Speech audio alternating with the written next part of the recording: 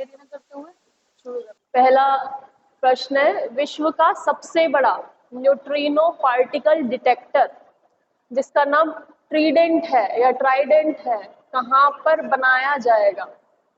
तो neutrino particle detector जो है ये चाइना बना रहा है, ठीक है। और ये कहाँ पर बना रहा है चाइना?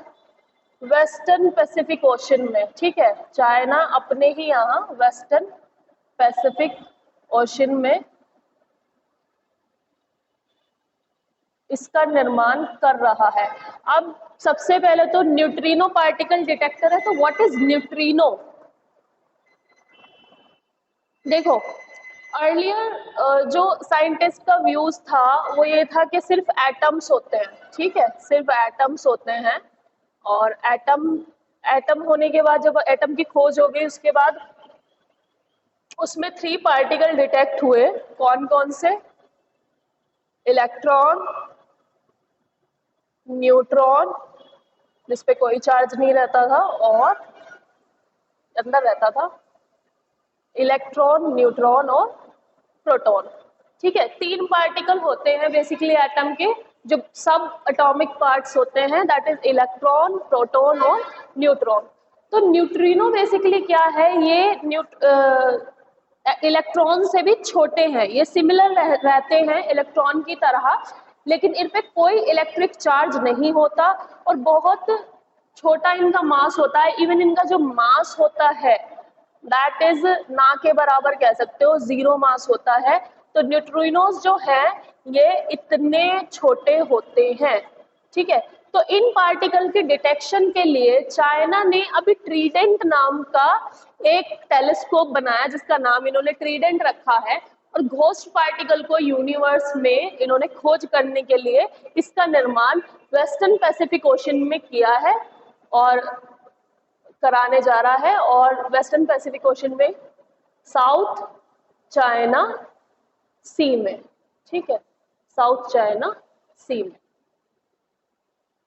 तो ये जो है न्यूट्रिनोज की ये ऑब्जर्वेटरी बनेगी वहां पर। वही कि जो यूनिवर्स है उसमें whether neutrino particles are available और नॉट, फिर यूनिवर्स कैसे बना, वो सारी थ्योरी फिर डे बाय डे इम्प्रूव हो जाएंगी जो अर्लियर नहीं खोजे होंगे।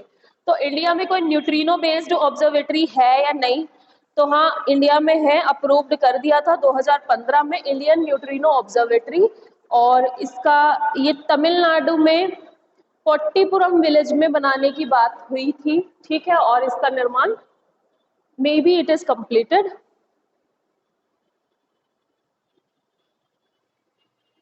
ठीक है।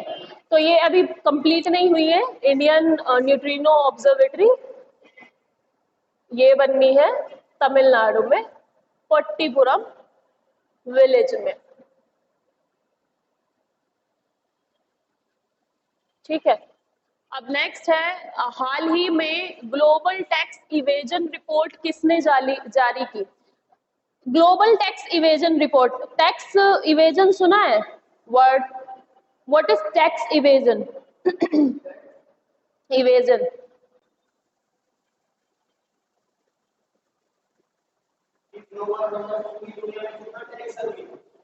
इवेजन का मतलब, इवेजन का मतलब है जो टैक्स से बच जाते हैं, जो संपदा टैक्स से बच जाती है, जिस पर टैक्स नहीं लग पाता। तो ग्लोबल टैक्स इवेजन रिपोर्ट जो है ये अभी यूरोपियन यूनियन ने जारी की है, ठीक है।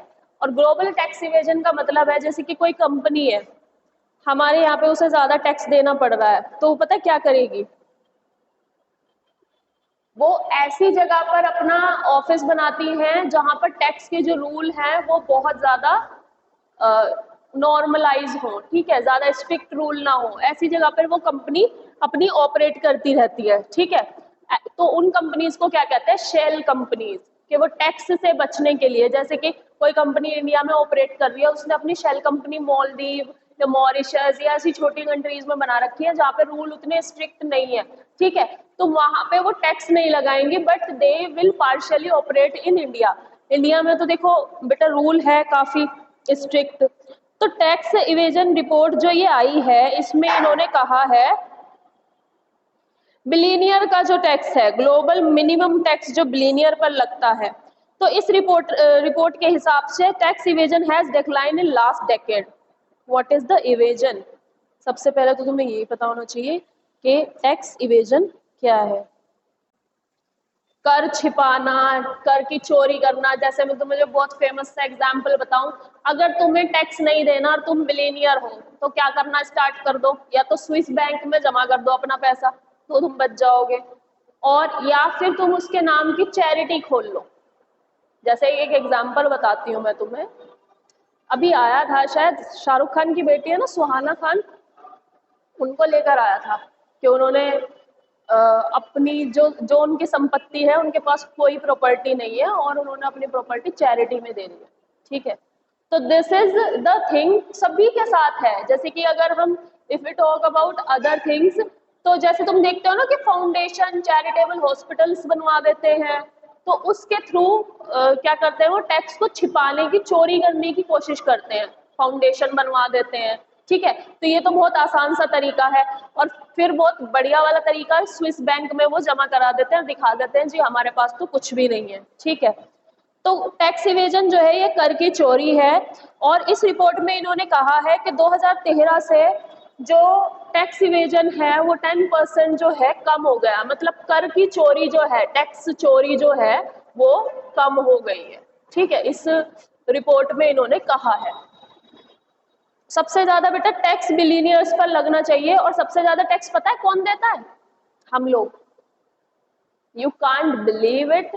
तुम्हें दिखता होगा, सबको दिखता होगा कि ये जो बिलियनियर है ये सबसे ज्यादा टैक्स देते हैं। ये नहीं देते सबसे ज्यादा टैक्स, सबसे ज्यादा टैक्स आम जनता का जाता है। अभी भी अगर जीएसटी की भी हम बात करें, जीएसटी सबसे ज्यादा हम लोग भर रहे हैं। कैसे? वो जो प्रोडक्ट मिल रहा है ना हमको, उस पर जीएसटी लग के आ रहा है। कंज्यूम कौन करता है? सबसे ज्यादा हम कर रहे हैं, और हम उस पर टैक्स दे रहे हैं। बिलियनियर का टैक्स उतना नहीं है, ठीक है। तो इस रिपोर्ट में भी इन्होंने कहा गया है कि in 2013, 10% of the world's GDP was stored in global tax havens, but now only 25% of this wealth remain tax free. तो ग्लोबल टैक्स हेवंस में की बात करें तो टैक्स हेवंस वो होते हैं जैसे जिन कंट्री में टैक्स ज्यादा नहीं लगता और वो कंपनी वहां पे शिफ्ट कर लेती है। फॉर इंस्टेंस अमेजोन का एग्जांपल ले लो। अमेजोन अगर हमारे यहाँ पे कंट्री में उसे ज्यादा टैक्स पे करना पड़ रहा है और ये सोचे कि यार यहाँ तो हम घाटे में ही है, तो क्या करेगी? शिफ्ट कर जाएगी मॉरिशस, सिंगापुर या ऐसी कंट्री में जहाँ पे उन्हें टैक्स कम देना पड़ेगा, ठीक है। तो उसे कहते हैं टैक्स हेवन। वो अपनी पूरी वेल्थ जो है उधर शिफ्ट कर लेते हैं टैक्स से बचने के लिए, ठीक है। तो ये जो रिपोर्ट है ये यूरोपियन यूनियन ने जारी की है, और अब उन्होंने कहा है कि 10% जो है ये कम हो गया है, और अब 25% जो वेल्थ है उस पर टैक्स लग रहा है। मतलब बेसिकली एक पॉजिटिव साइन तुम कह सकते हो, लेकिन कोई पॉजिटिव नहीं है, बिकॉज अभी भी चोरी हो रही है टैक्स की काफी। हमारे शरीर में सबसे हार्ड बोन्स, सबसे ज्यादा बोन्स ही है, सबसे हार्ड तो यही है। हाँ, और सबसे हार्ड की अगर बात करें तो हमारे स्कल की जो बोन है वो है सबसे ज्यादा, इसे कंकाल, स्कल, स्कल बोन कह सकते हैं। सबसे हार्ड तो बेटा यही है, इससे हार्ड तो कुछ नहीं है, ठीक है। तो नेक्स्ट है 7th फ्यूचर इन्वेस्टमेंट इनिशिएटिव कहाँ आयोजित हुआ? 7th फ्यूचर इन्वेस्टमेंट इनिशिएटिव जो है ये रियाद में हुआ है, और रियाद कहाँ पर है? सऊदी में, ठीक है। हिंदी में ही लिख लो, ये है सऊदी अरेबिया में, ठीक है।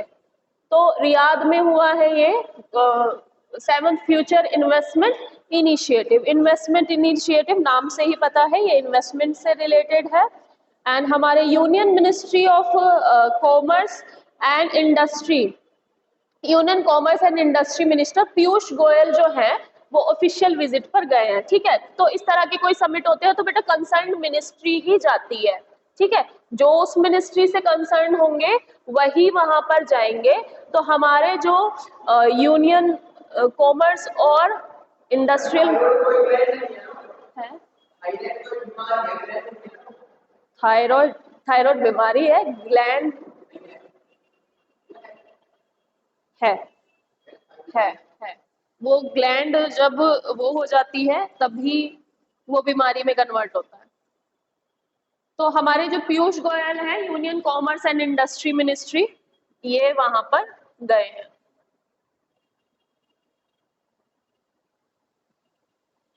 इंडस्ट्री मिनिस्टर, ठीक है। अब ये कौन है?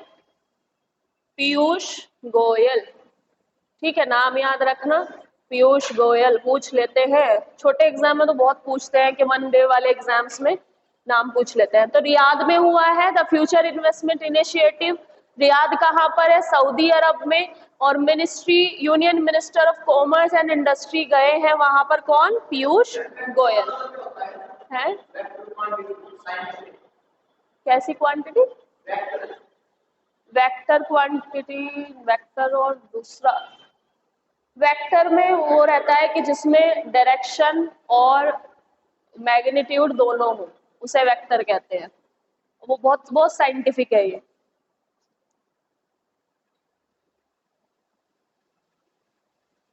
ठीक है, और ये कब से कब तक होगा?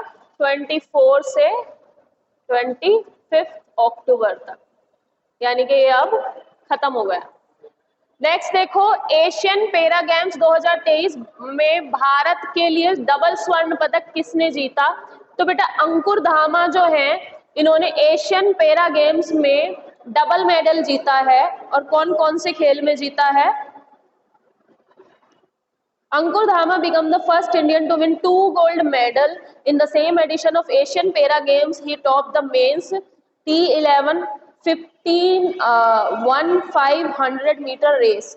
ठीक है, तो बेटा 1500 मीटर की जो रेस है वो उन्होंने जीती है।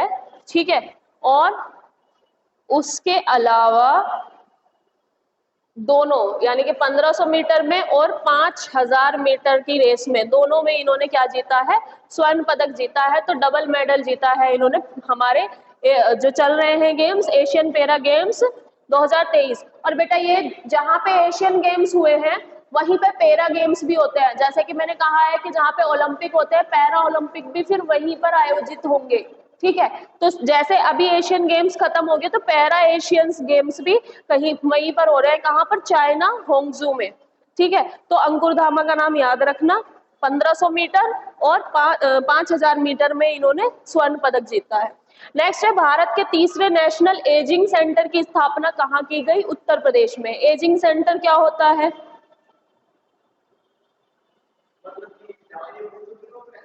हाँ, जहाँ पे बुजुर्ग लोग रहते हैं। और ये कैसे लो है?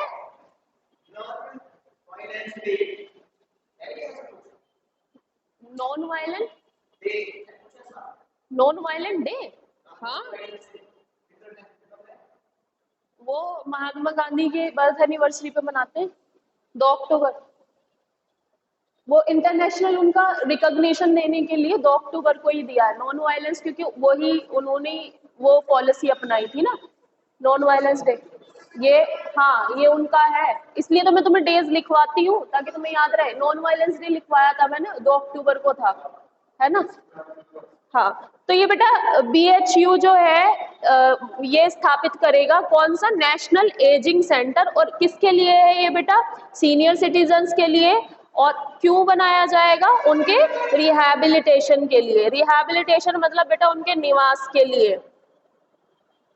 तुम्हें पता ही है कि जो बुजुर्ग पॉपुलेशन है उनको उनके समटाइम्स उनके बच्चे ही उनको अबेंडन कर देते हैं, छोड़ देते हैं, उनकी रिस्पॉन्सिबिलिटी लेने से मना कर देते हैं। तो ऐसे समय में जो हमारी एजिंग पॉपुलेशन है, जैसे कि अभी रिपोर्ट्स भी आए हैं, इंडिया की एजिंग पॉपुलेशन भी बढ़ने वाली है, तो इसलिए ये रिहैबिलिटेशन सेंटर्स जो है इनकी जरूरत पड़ती है। तो उत्तर प्रदेश में बीएचयू स्थापित कराएगा। बीएचयू क्या है? बनारस हिंदू यूनिवर्सिटी। ये बेटा हमारी बहुत पुरानी यूनिवर्सिटी है बनारस हिंदू यूनिवर्सिटी, जो कि किसने नींव रखवाई थी इसकी? पंडित मदन मोहन मालवीय ने। ठीक है, तो ये याद रखेंगे। और ये रिहैबिलिटेशन सेंटर बनाया जाएगा। नेक्स्ट है, हाल ही में प्रोजेक्ट नीलगिरी टहर कहाँ लॉन्च किया जाएगा? बेटा नीलगिरी जो टहर है ये एक गोट लाइक एनिमल है, और ये तमिलनाडु का स्टेट एनिमल है, ठीक है, तमिलनाडु का स्टेट एनिमल है और ये रेयरली पाया जाता है वहां पर। तो इसके लिए वहां के तमिलनाडु के जो चीफ मिनिस्टर है M.K. स्टालिन, ठीक है, वहां के चीफ मिनिस्टर है M.K. स्टालिन। M.K. स्टालिन ने प्रोजेक्ट नीलगिरी टहर लॉन्च किया है, ठीक है, नीलगिरी टहर लॉन्च किया है। और नीलगिरी टहर जो है नाम से ही पता है, वहां पे नीलगिरी की पहाड़ियों पर काफी ऊंचाई पर पाया जाता है, ये एक पशु है, ठीक है। कभी तुम कुछ और ही समझोगे क्या है, गोट लाइक है। और अगर इसके बारे में थोड़ी और इंफॉर्मेशन मिल जाए,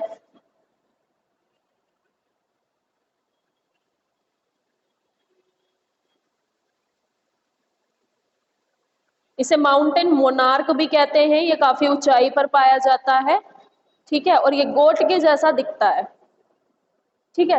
तो इसके कंजर्वेशन के लिए, इसके संरक्षण के लिए तमिलनाडु में अभी ये प्रोजेक्ट नीलगिरी टहर लॉन्च किया गया है। और ये भी याद रखना कि ये इनका राज्य पशु है, नीलगिरी टहर तमिलनाडु का राज्य पशु है। हाँ, हॉर्नबिल फेस्टिवल बेसिकली नागालैंड में मनाया जाता है। कहाँ पर है, नागालैंड ही होगा। हॉर्नबिल फेस्टिवल बहुत फेमस है, ये नागालैंड में मनाया जाता है। कितने दिन तक मनाया जाता है इसका नहीं पता, मतलब ऐसा कोई क्वेश्चन है कि कितने दिन तक मनाया जाता है। हॉर्नबिल फेस्टिवल देखो, अगर 2023 की बात करो तो अब आने वाले 2023 में 2023 में ये 10 दिन तक का होगा। 1 दिसंबर से 10 दिसंबर तक मनाया जाता है। ये नागालैंड में ट्राइबल इंटरेक्शन है, किसके लिए, to preserve protect revive the uniqueness and richness of Naga heritage. Nagaland में मनाया जाता है नागा हेरिटेज, नागा कल्चर को प्रिजर्व करने के लिए, उसकी यूनिकनेस को सेलिब्रेट करने के लिए। और शायद 10 दिन का होता है, ऑप्शन में देख लो, है ना।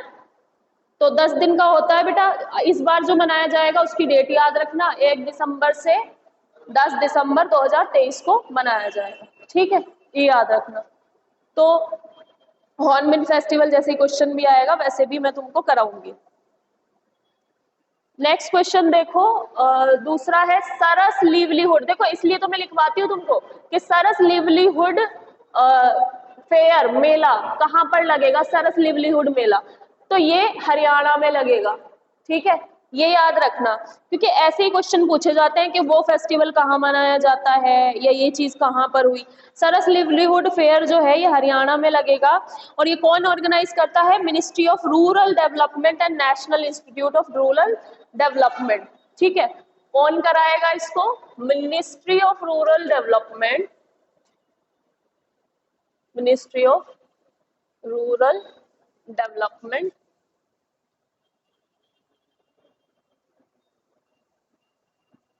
मिनिस्ट्री ऑफ रूरल डेवलपमेंट और national institute of rural development. याद करो, अनटचेबिलिटी बताया था तो तुम्हें याद दिलाया था मैंने तुम्हें।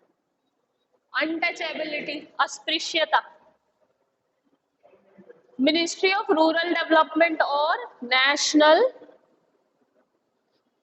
Institute of rural development, national institute of rural development, NIRD, ठीक है। ये इनके कोलैबोरेशन से सरस लिवलीहुड फेयर जो है ये हरियाणा में आयोजित किया जाएगा, ठीक है। और ये कब से कब आयोजित होगा, ये 26 अक्टूबर से, यानी कि 26 अक्टूबर को आयोजित होगा, है। फिजियोग्राफिक क्या होता है, चलो let me complete it and then I will answer, ठीक है। सरस लिवलीहुड फेयर कहाँ पर आयोजित होता है, लिख लेना, हरियाणा में, मिनिस्ट्री ऑफ रूरल डेवलपमेंट और NIRD इसको आयोजित कराया है। किसमें, 26 अक्टूबर से ये वहां पर आयोजित हुआ है। नेक्स्ट है एंटी इंडस्ट्रियल पॉल्यूशन कैंपेन, किसने आरंभ की? बेटा अभी दिल्ली सरकार ने ही आरंभ की है, और this is the very burning issue कि जब अक्टूबर आ जाता है तभी पॉल्यूशन की जो खबरें हैं वो आने लगती हैं, और अक्टूबर से नवंबर तक टिल दिवाली तक ये बातें रहेंगी। दिवाली के बाद और वो सारा जो प्रॉब्लमेटिक चीजें हैं, जैसे ही मौसम चेंज होगा और यहाँ से अपने आप वो जो डस्ट है वो सारी चीजें हैं हट जाएंगी, वैसे ही डिस्कशन समाप्त हो जाएगा, अगले साल फिर ये डिस्कशन आएगा। ठीक है, तो गवर्नमेंट का इसमें बहुत बड़ा रोल है, क्योंकि यहाँ पे नॉन कोलैबोरेशन दिखाई देता है between Delhi government, between Haryana government and as well as plus Punjab government. Main इसका पॉल्यूशन का कारण क्या है? तुम्हें पहले तो क्लाइमेटिक कंडीशन समझो। In the month of October जैसे ही मॉनसून खत्म होता है बेटा, जो विंड है वो जो मौसम है मतलब वेदर जो है वो स्टेबल हो जाता है। स्टेबल का मतलब होता है बेटा कि हवा नहीं चलती है, और क्योंकि हवा नहीं चलती है उसकी वजह से अगर कोई भी पार्टिकल है, जैसे कि कुछ भी आप जला रहे हैं, कुछ भी हो रहा है, तो वो एयर में ही रुक जाएगा। ठीक है, अब वो पुअर मैनेजमेंट किसका है? जैसे कि तुम्हें पता है धान की खेती की कटाई होती है। अब छोटे खेत में तो तुम क्या कर सकते हो? छोटे खेत में तो काट के उस जो भी रेसिड्यू उसका बचता है उसको यूज कर लेते हैं, जिनके यहाँ पे एनिमल होता है। But in Punjab and Haryana बहुत बड़े बिग फार्मर्स हैं और उनके बहुत सारे कई हेक्टेयर्स के खेत होते हैं, और उन खेतों में मशीनों से कटाई होती है धान की। जब वो धान की कटाई मशीनों से होती है तो बेटा रेसिड्यू जमीन पे ही बच जाता है, जिसको किसान को अगली फसल बोनी है तो वो क्या करता है, उसमें आग लगा देता है। ठीक है, उसकी वजह से वो जो धुआं है वो दिल्ली एनसीआर पे इन सब पे छा जाता है, और उसी वजह से जो है पॉल्यूशन हो रहा है। उसमें बेटा इंडस्ट्रीज का भी बहुत बड़ा रोल है, क्योंकि इंडस्ट्रियल पॉल्यूशन भी होता है। किनके द्वारा होता है? ये तो हो गया पराली का एग्जाम्पल। जो इंडस्ट्रीज है वहां पर बनी हुई जो भी उद्योग है वहां से भी धुआं निकलता है। किसी भी तरह का उद्योग हो वहां पे एनर्जी, जहाँ पे कोल बर्न होगा वहां से ऑब्वियस सी बात है कि धुआं निकलेगा। तो इंडस्ट्रियल पोल्यूशन के अगेंस्ट में एंटी पोल्यूशन कैंपेन चलाया है दिल्ली सरकार ने, और क्योंकि पोल्यूशन जो है वो काफी इंक्रीज हो गया है, एंटी पोल्यूशन कैंपेन इन्होंने चलाई है।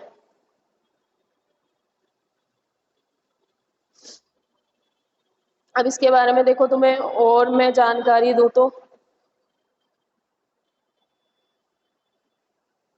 ठीक है, ये पूरे महीने की है। Delhi pollution control committee DPCC ने ये चलाई है। ठीक है, DPCC Delhi pollution control committee ने। बट इसमें अनफॉर्चुनेटली क्या है कि कोलैबोरेशन में कमी आ जाती है हरियाणा गवर्नमेंट और पंजाब गवर्नमेंट। अगर ये एक दूसरे के साथ ही कोलैबोरेट करके एग्री कर जाएं कि भाई पराली का कुछ ना कुछ करो, जो जलाई जाती है क्रॉप रेसिड्यू, तो स्टेबल बर्निंग जिसे कहते हैं उसमें, तो उसके मैनेजमेंट में अगर ये लोग आपस में कोलैबोरेट करें तो शायद तस्वीरें अलग हों। और इसमें कल्प्रेट बन जाता है कौन?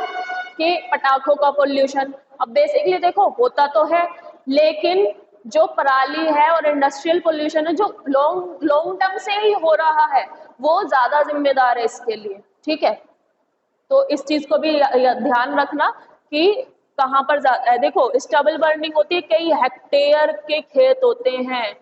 ठीक है, कई हेक्टेयर के खेत होते हैं और उन खेतों का जो रेसिड्यू है वो जलता है। फिर इंडस्ट्रीज आ जाती है। इंडस्ट्रीज तो बेटा 24/7 आवर्स वो कर रही है ऑपरेट, वहां से जो निकलता है वो भी। और दिल्ली के पास काफी इंडस्ट्रीज है जहाँ पर पोल्यूशन हो रहा है, इस चीज को याद रखना। अभी चलाया है ये दिल्ली गवर्नमेंट ने।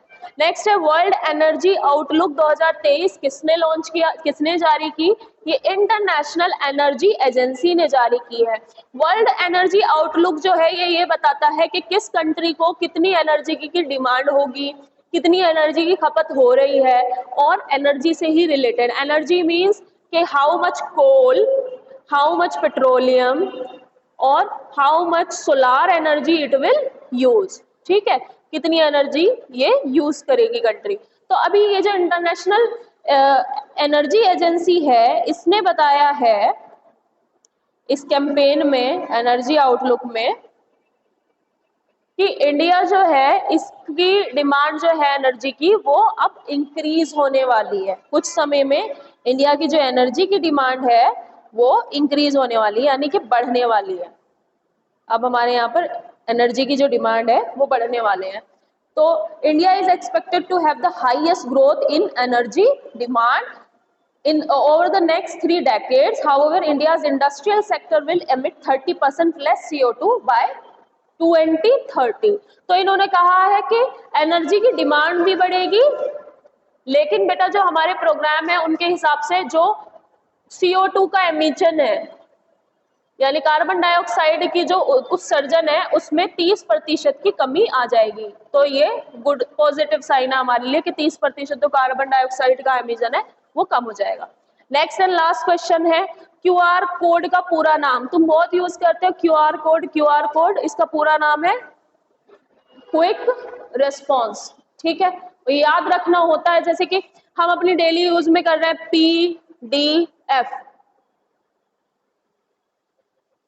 पीडीएफ में भेज दो, क्या होता है पीडीएफ पता है? Portable document format. ठीक है, पोर्टेबल डॉक्यूमेंट फॉर्मेट मतलब वो डॉक्यूमेंट जिसको हम आसानी से एक जगह से दूसरी जगह ले जा सकते हैं, पोर्टेबल डॉक्यूमेंट फॉर्मेट। तो पीडीएफ और क्यूआर कोड, क्विक रिस्पॉन्स, ऐसे नाम भी याद रखा करो, एग्जाम में पूछे जाते हैं कि यूपीआई की फुल फॉर्म बताओ। आप यूज तो कर ही रहे हो और कंप्यूटर से रिलेटेड जितनी चीज है उनकी फुल फॉर्म पूछ लेते हैं। ठीक है, तो तुम लोगों को पता होना चाहिए। ठीक है, ये याद कर लेना और दिस इज डन।